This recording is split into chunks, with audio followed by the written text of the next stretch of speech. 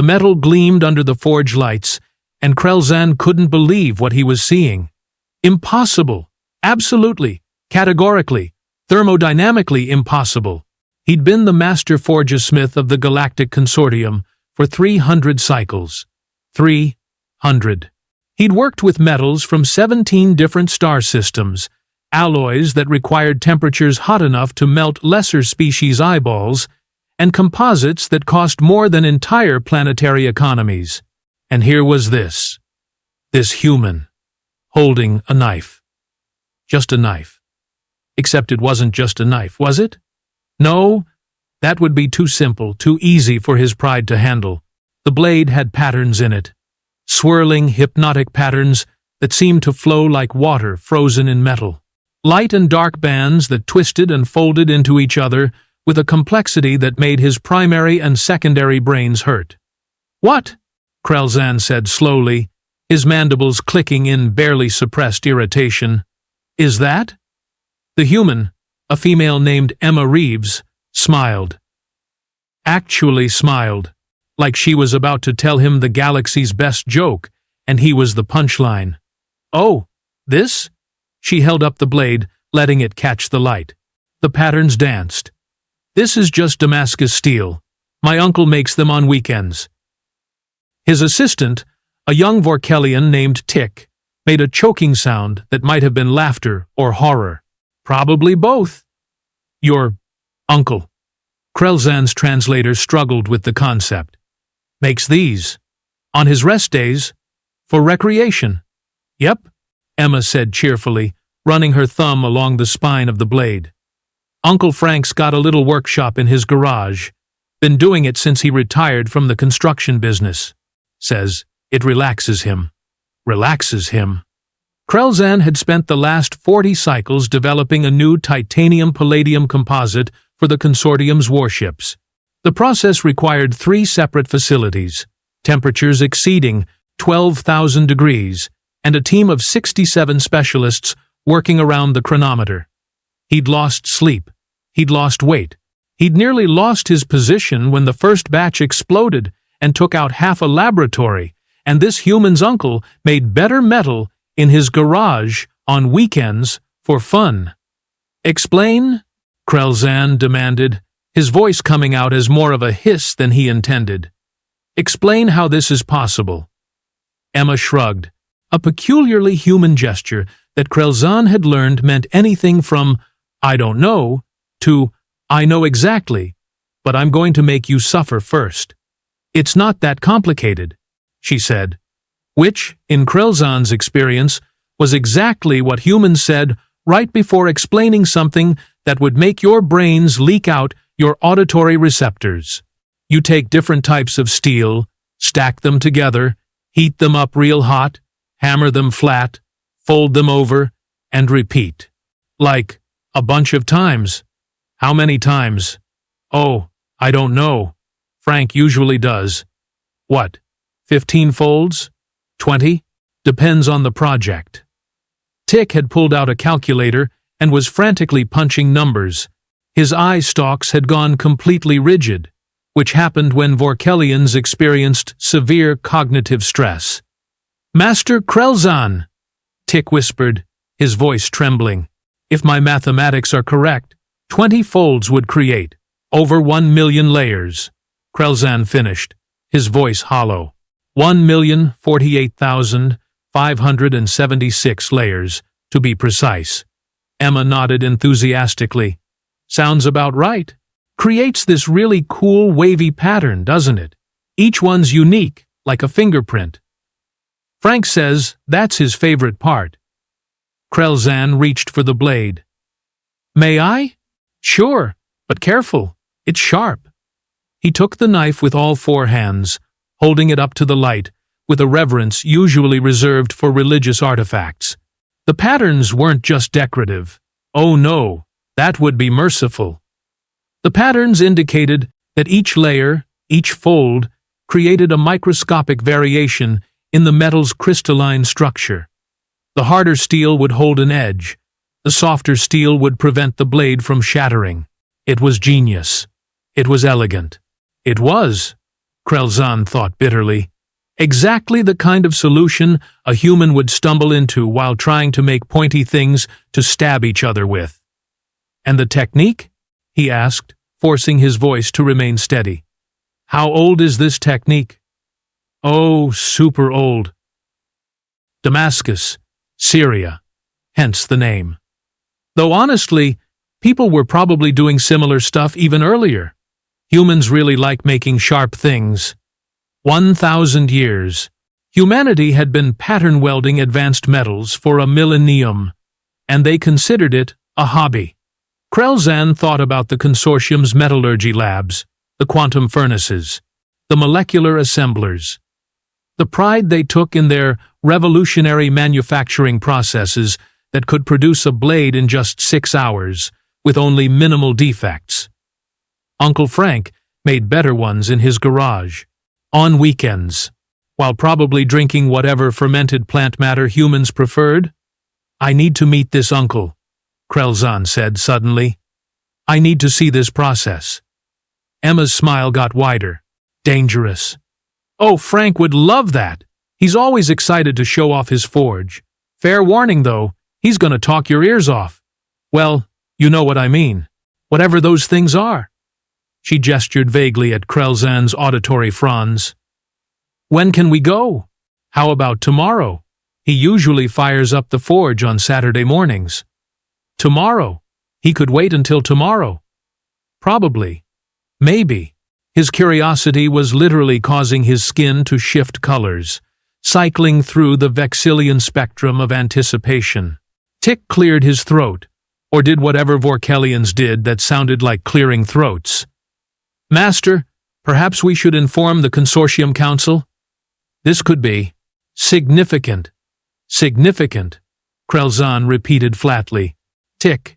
This human's recreational metalworker uncle has been producing what we would classify as Grade 7 composite structural elements in a primitive combustion forge, without computer assistance, without quantum stabilizers, using techniques he learned from ancient texts and trial and error. When you put it that way. Yes, when I put it that way, it sounds completely insane, which means it's perfectly normal for humans. Krell'zan carefully handed the blade back to Emma. Tell me, Miss Reeves, what other impossible things do humans do casually? Emma thought about it for a moment, tapping the blade against her palm in a way that made Krell'zan's safety-conscious mind scream. Well, my neighbor Jim makes his own explosives for clearing tree stumps. Your neighbor makes what? Just small stuff. Perfectly safe. Well, mostly safe. There was that one incident with the tool shed, but that was more of a learning experience. Krell'zan felt a headache forming behind his primary eyes. What else? My cousin Rachel builds rockets in her backyard, sends up little satellites and stuff. Recreational rocketry. Of course. Oh, and there's this guy at the community center who does glass blowing. Makes the most beautiful sculptures. Melts the glass himself. Shapes it by blowing air into it while it's still molten. He puts molten glass near his breathing orifice. I mean, yeah, but there's a tube involved. Safety first. Krell'zan looked at Tick. Tick looked back at Krell'zan. They shared a moment of profound understanding that transcended species. Humans were absolutely, completely, utterly bonkers. And somehow, some way, it worked.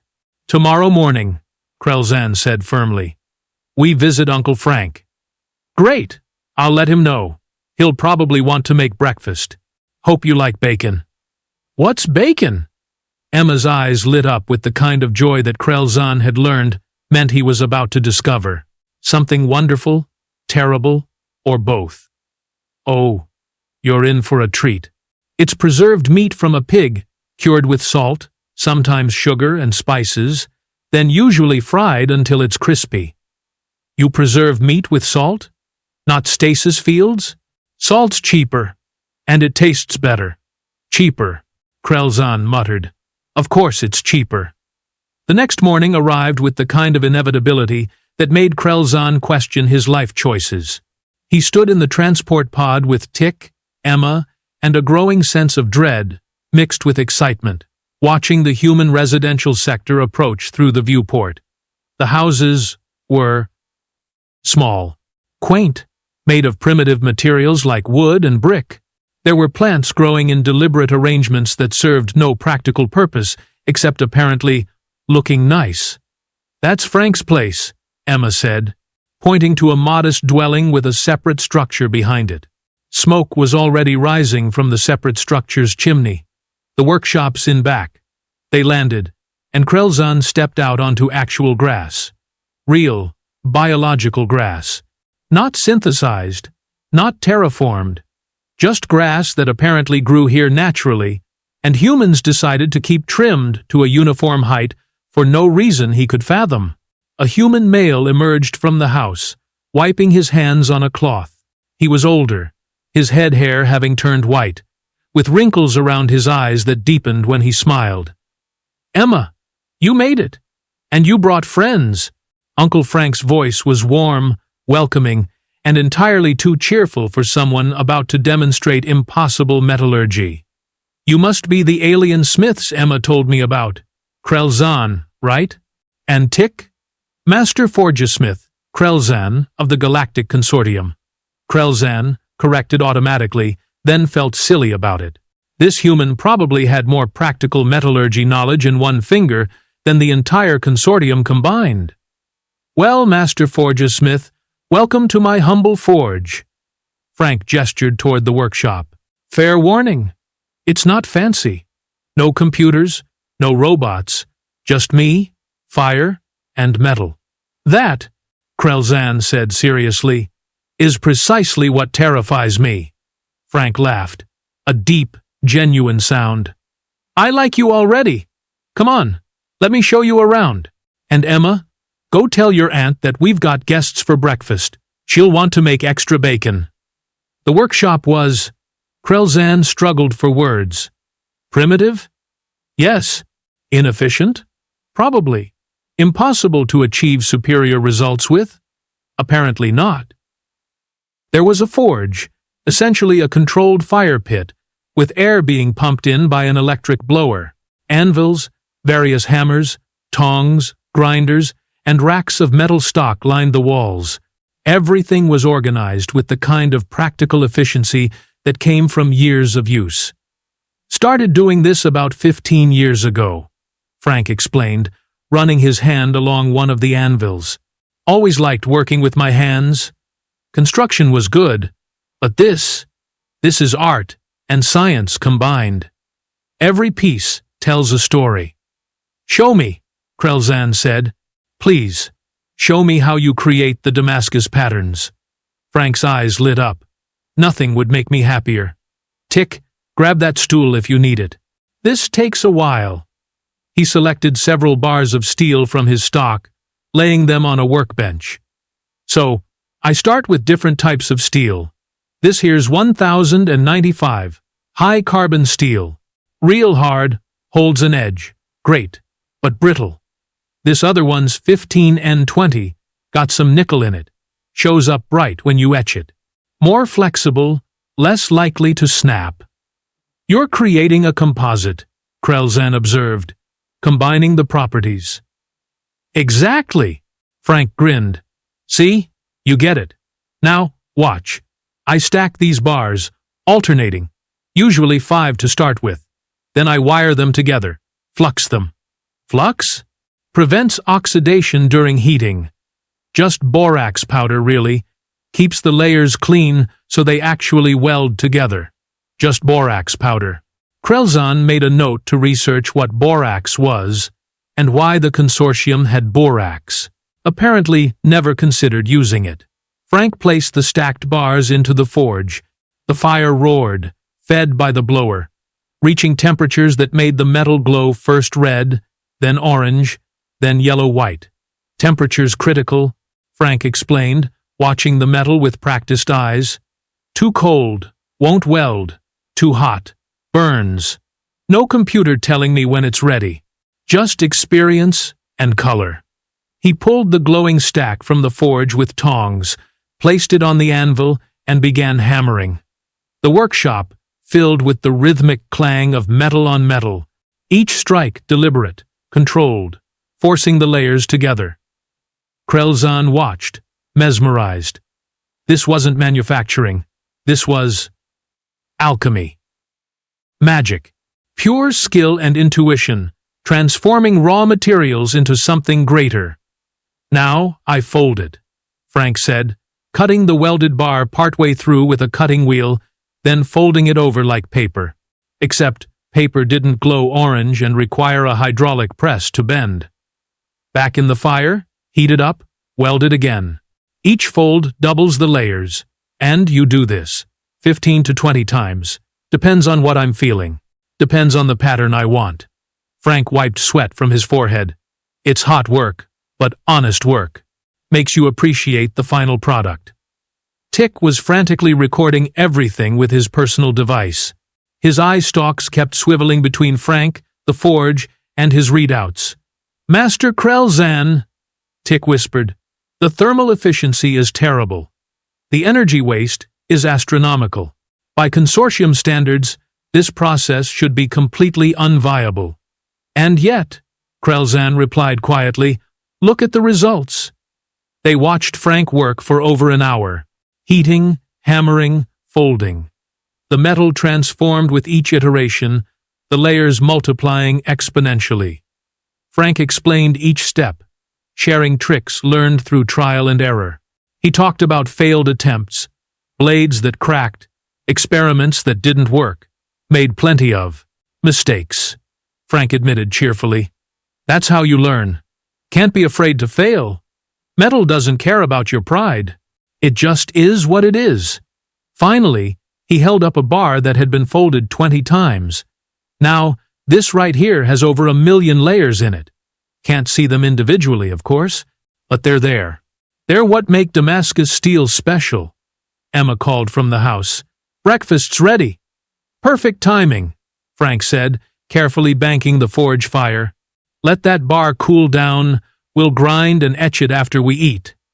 You're gonna want to see what happens when acid hits this baby." Breakfast was an experience. Krell'zan had tried human food before, in carefully controlled diplomatic situations. This was different. This was home cooking, prepared by Frank's wife Margaret, who seemed completely unfazed by having two aliens at her dining table. "Eggs, bacon, toast, and hash browns," Margaret announced, setting plates down. "Coffee or orange juice?" The bacon, as Emma had promised, was extraordinary. Crispy, salty, with a complexity of flavor that seemed impossible from such a simple preparation. "You preserve meat with salt?" Krell'zan asked, trying to understand. "Just salt?"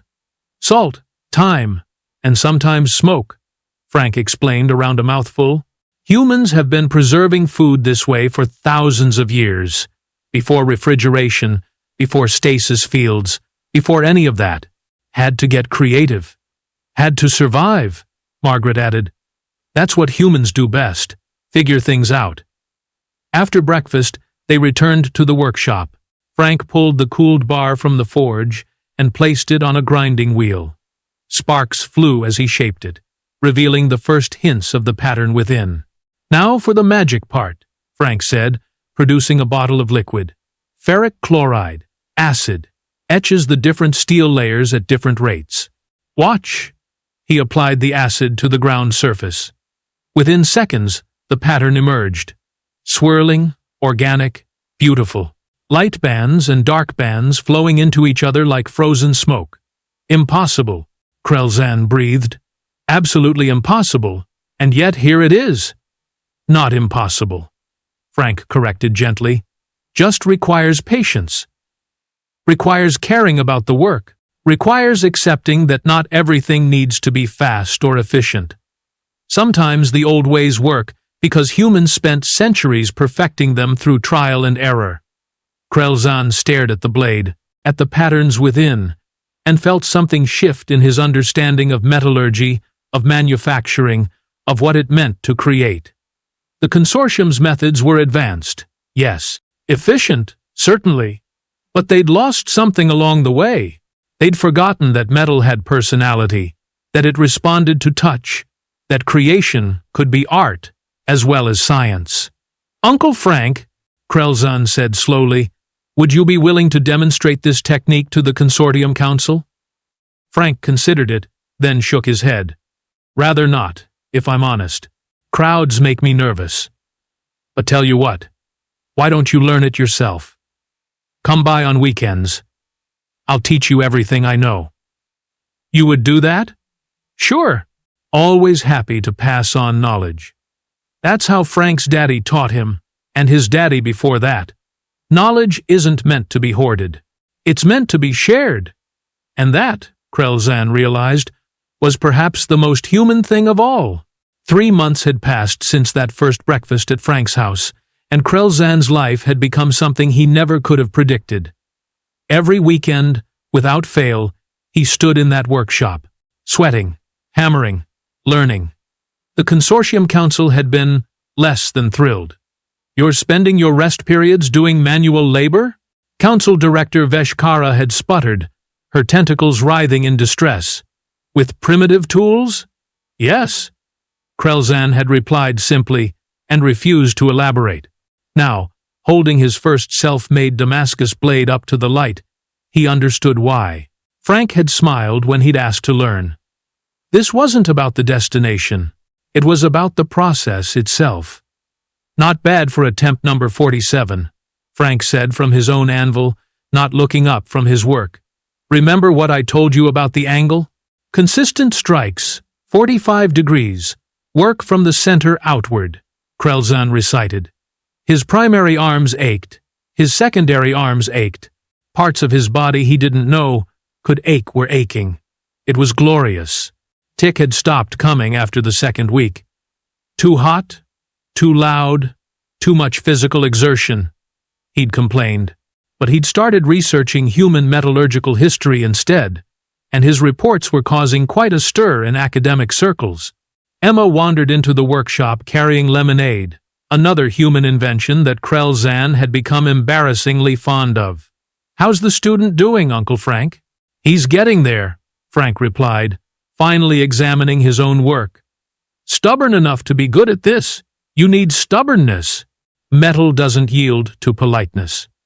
"Speaking of stubborn," Emma said, her tone shifting to something more serious.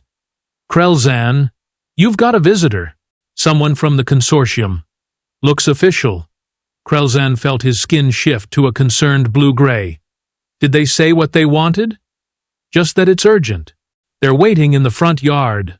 Seemed really uncomfortable around the grass. He found Ambassador Krell'zan standing awkwardly on the sidewalk, all 6 of his legs bunched together like he expected the ground to attack him. Krell'zan was from the Consortium's Technological Advancement Bureau, a bureaucrat through and through. "Master Krell'zan," Krell'zan began, his translator giving his voice an officious tone. "I've been sent to request your immediate return to Consortium headquarters. We have a situation." "What kind of situation?" "The kind that involves the Velori Empire threatening to withdraw from the Consortium unless we can match their new weapons-grade alloy. They're claiming technological superiority and demanding concessions." Krell'zan's antennae drooped. "Our best labs have been working on it for 6 weeks. No progress. The Council remembered your hobby and thought, perhaps." Krell'zan felt a slow smile spread across his face. Perhaps Uncle Frank's weekend projects might save the entire Consortium? "I wouldn't phrase it exactly that way, but yes. Give me 1 hour." He returned to the workshop where Frank was showing Emma a new technique for creating ladder patterns. Margaret had joined them, sketching design ideas for a custom order. "Frank," Krell'zan said, "I need your help with something. Something big." Frank set down his hammer. "I'm listening." Krell'zan explained the situation. "The Velori Empire? Their new alloy? The political crisis brewing?" Frank listened quietly, occasionally nodding. "So you need an alloy that's stronger, lighter, and more flexible than what the Velori have developed," Frank summarized. "And you need it fast." "Yes. Our labs have access to materials from across the galaxy. Metals that don't even exist naturally. We can provide anything you need. Frank stroked his beard thoughtfully. Materials aren't the problem. Never are. It's understanding what you're working with. Tell me about this Velori alloy. Krell'zan pulled up the specifications on his datapad. Frank studied them, his experienced eyes parsing the technical readouts with surprising ease. High tensile strength but brittle under repeated stress. Classic problem. They've prioritized hardness over flexibility. Frank tapped the screen. What metals do you have access to that have high nickel content? Dozens, perhaps hundreds. And high carbon steel equivalents? Of course. Frank's smile was the same one he'd worn when Krell'zan first asked to learn. Then, I think we can work something out. But I've got conditions. Ambassador Krillnak shifted nervously. The consortium is prepared to offer substantial compensation. Don't want your money, Frank said flatly.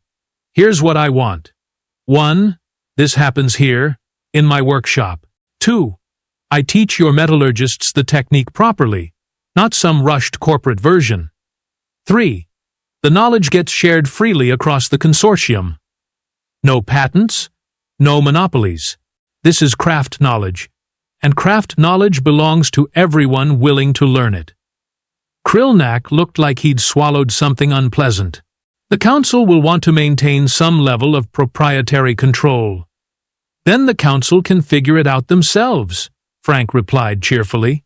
Those are my terms. There was a long pause. Krillnak's translator made several frustrated clicking sounds. I'll need to consult with the council, he finally said. You do that. I'll be here, making knives, like I do every weekend. The answer came back in 4 hours. The council agreed to Frank's terms, though Krell'zan could practically hear Director Veshkara's tentacles knotting themselves in frustration through the message. Within a day, Frank's quiet workshop had become the most important location in the consortium. Scientists arrived, metallurgists, engineers, even a few military specialists who looked deeply uncomfortable in the rustic setting. They brought their exotic metals, their sensor equipment, their preconceptions about how things should work. Frank took one look at the crowd and sighed. This is going to be interesting. He selected 5 individuals from the group. You 5, stay. Everyone else, wait outside. Too many people. Can't think. Can't work. There were protests. Frank ignored them. Margaret brought out lawn chairs and more lemonade for those waiting. She seemed to find the whole thing hilarious. Right, Frank said to his chosen students. They included a Corthelian chemist named Brel, a Sarvellian engineer called Mix, 2 Tyrillian twins who shared a neural link named Pak and Pick, and, of course, Krell'zan. Let's talk about what we're actually doing here. He held up 2 bars of metal. One was a consortium standard alloy. The other was a Velori sample they'd acquired through diplomatic channels. This consortium bar, Frank said, bending it slightly, is tough but heavy. This Velori bar is light and hard, but... He struck it sharply against the anvil. A hairline crack appeared. Brittle. Shatters under impact. No good for actual use. We've been trying to combine the properties computationally, Brel explained. But every simulation shows the molecular bonds becoming unstable. Because you're thinking like computers, Frank said. Metal doesn't care about your simulations. Metal cares about how it's treated, how it's heated, how it's worked. You can't just mash 2 things together and hope. You need to convince them to cooperate. Convince? Mix's translator made the word sound skeptical. Metal is not sentient. No, but it has properties, behaviors, tendencies. You learn those, you work with them instead of against them. Now, let's see what you brought me. The exotic metals were spectacular. A chromium-tungsten hybrid from the Velori system. A titanium-palladium composite that cost more per gram than Krell'zan made in a year. Something called quantum-aligned steel, that apparently only existed in 3 places in the galaxy. Frank examined each one with his hands, his eyes, occasionally heating small samples to observe their color changes. "This one," he said, holding up the quantum-aligned steel. "And this titanium palladium. These are our base. Now, who knows about carbon distribution in steel matrices?" Pack and Pick exchanged a glance through their neural link. "We've studied the theory," they said in unison. "Theory's good. Practice is better. Krell'zan, fire up the forge." What followed was 3 days of intense, exhausting work. Frank would demonstrate a technique, then make his students replicate it. Heating, hammering, folding, again and again. The scientists struggled. They were used to precision equipment, computer controls, predictable outcomes. Frank's method was intuition, experience, and feel. "The color's wrong," he'd say, pulling a piece from the forge. "See how it's too orange? Needs another 30 seconds. "How can you tell?" "How can you tell?" Krell asked, frustrated. "Because I've heated 10,000 pieces of metal and watched them all. You learn. Trust me. You'll learn." Slowly, painfully, they did. Mix was the first to successfully complete a fold without Frank's intervention. The engineer's celebratory dance involved complex geometric movements that made Margaret laugh so hard she had to sit down. The twins developed an interesting advantage with their neural link, coordinating hammer strikes with perfect rhythm. "It's like having two hands that actually cooperate," Krell'zan joked. Krell approached the chemistry problem, analyzing the flux compounds and suggesting modifications that increased welding efficiency by 30%.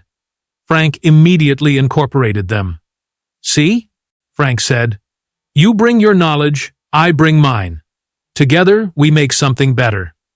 On the 4th day, they had their first complete bar, 32 folds, over 4 billion layers, combining quantum-aligned steel with titanium palladium using traditional Damascus techniques.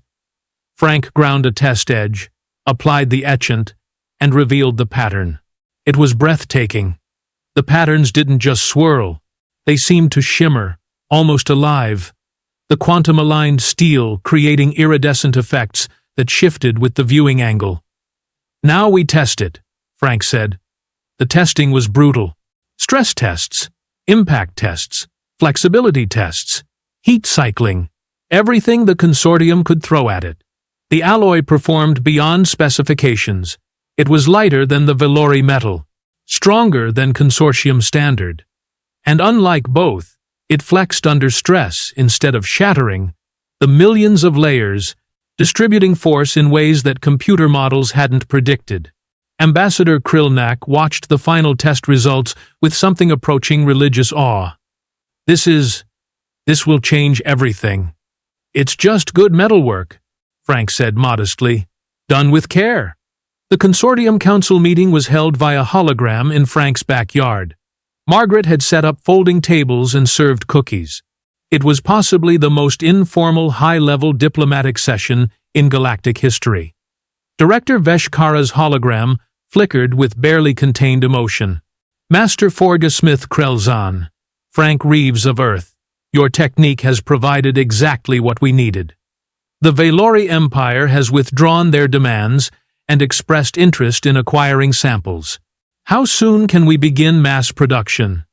Frank and Krell'zan exchanged glances. "About that," Krell'zan said slowly.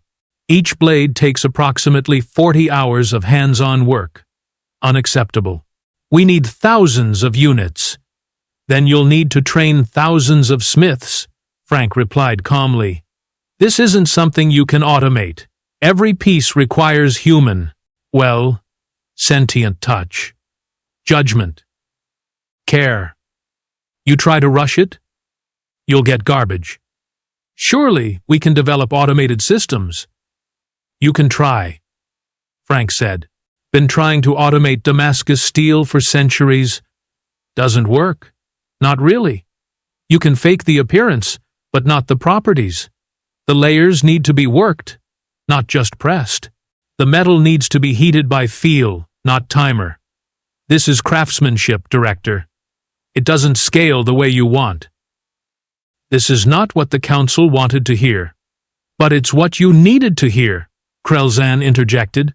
Director, we've spent centuries optimizing for speed and efficiency. We've forgotten that some things have value because they take time, because they require skill, because each piece is unique. Emma, who'd been listening quietly, spoke up. You know what you need? You need a guild system. A what? Several council members asked simultaneously. A guild, like medieval Earth style. Master craftspeople who train apprentices. Standards of quality. Knowledge passed down through teaching, not just data files. You make this about people learning from people. Frank nodded enthusiastically. Emma's right. That's how these techniques survived on Earth. Smith teaches apprentice, apprentice eventually becomes master, teaches their own apprentices, chain of knowledge going back centuries. The council members looked at each other's holograms uncertainly. This would require significant cultural restructuring, one of them ventured. Yes, Krell'zan agreed. It would. And it should. We've been so focused on technology that we've forgotten craft. We can compute anything, but we've lost the ability to feel our materials. Frank taught me that.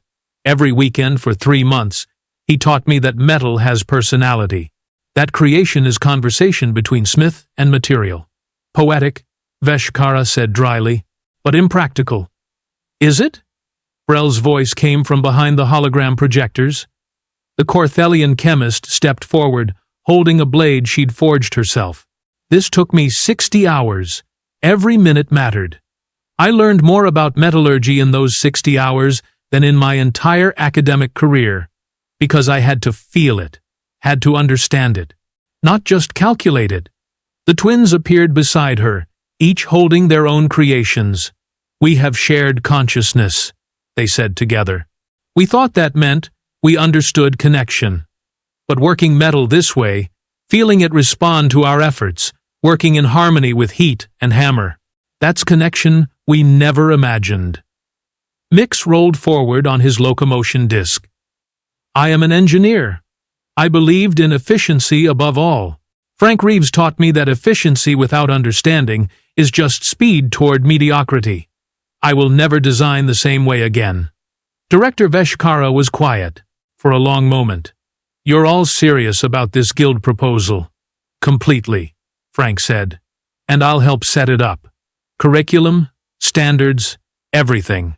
But it happens on one condition. The knowledge stays free. Anyone willing to learn can learn. No corporate monopolies. No exploitation. This is about craft and community. Another long pause. Then, surprisingly, Veshkara's hologram made a gesture that might have been a laugh. Frank Reeves, you have negotiated terms that no consortium member would dare demand. And somehow, I find myself agreeing. Very well. We'll establish the Consortium Metallurgical Guild, with you and Master Krell'zan as founding masters. And Emma, Frank added. She's been learning too. Natural talent. Plus, she's got ideas about incorporating human crafts from other cultures. Japanese sword-making, African ironwork, all sorts of traditions. Fine. All 3 of you. Now please tell me the Valori Empire won't declare war when we explain that their weapons order will take several years. Actually, Krell'zan said with a sly tone, I believe they'll be too busy wanting to join the guild themselves. Pride is universal. No one wants to admit they can't do what others can. He was right. Within a month, Smith guilds were being established across consortium space. Apprenticeships became prestigious. Young beings competed for positions. The waiting list to study with Frank personally stretched years into the future. Uncle Frank's weekend hobby had accidentally revolutionized galactic industry. 6 months after that first meeting, Krell'zan stood in the workshop, now officially designated as the Consortium Metallurgical Guild's primary training facility. His own apprentice, a young Tyrillian named Grex, was attempting his first fold. Temperature, Krell'zan reminded him. Watch the color. It's hard to tell, Grex complained. It is. That's why practice matters. That's why you can't rush. That's why each blade matters. Frank walked over, examining Grex's work. Not bad. Little uneven on the left side, but that comes with time. You're learning. Master Frank? Grex asked hesitantly. Why did you agree to all this? You could have demanded wealth, status, anything. Instead, you gave the knowledge away. Frank smiled. That same warm smile he'd given Krell'zan months ago. Because knowledge isn't meant to be hoarded, kid. It's meant to grow. Every person who learns this technique will add something to it. We'll make it better. We'll pass it on again. That's how humans survived. That's how we got good at things. We shared. We taught. We built on what came before. It's inefficient, Grex observed. It's human, Emma corrected, entering with fresh lemonade. And apparently, it works pretty well. Margaret called from the house that dinner was ready. They'd be having 15 guests tonight. 5 species, all apprentice smiths. All learning that creation wasn't about speed or efficiency, but about understanding and care. Krell'zan watched the sun set over Frank's backyard, turning the sky orange and pink. Smoke rose from the forge chimney, the smell of heating metal mixed with Margaret's cooking. Sounds of laughter and conversation in multiple languages filled the air. This, he thought, was what the consortium had been missing. Not advanced technology or computational power, just this. People gathering to learn, to share, to create together. Hey, Krell'zan, Frank called.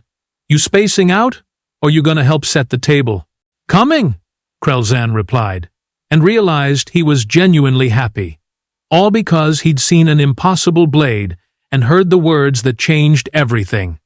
Damascus steel. Uncle Frank makes them on weekends. And now, thanks to one human's generosity and one alien's willingness to learn, the entire galaxy was discovering what humanity had known for millennia. The best things in life take time, require care, and are always better when shared.